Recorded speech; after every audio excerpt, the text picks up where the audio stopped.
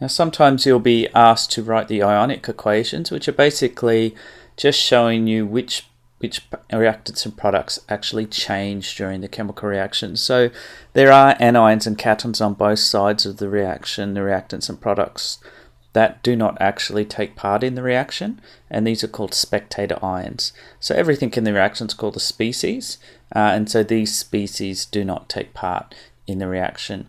So just going through one example.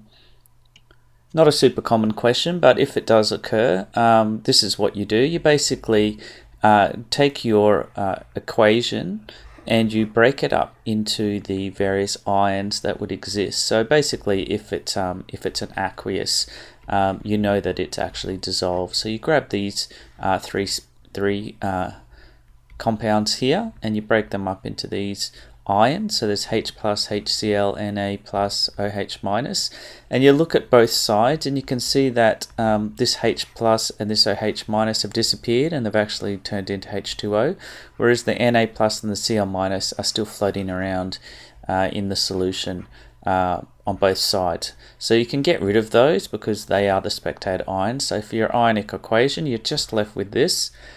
This one has a little bit of a special caveat to it in that you can actually write that as hydronium ions. The problem is you may or may not have to balance that, and so you have to put a 2 in front of that for it to be balanced.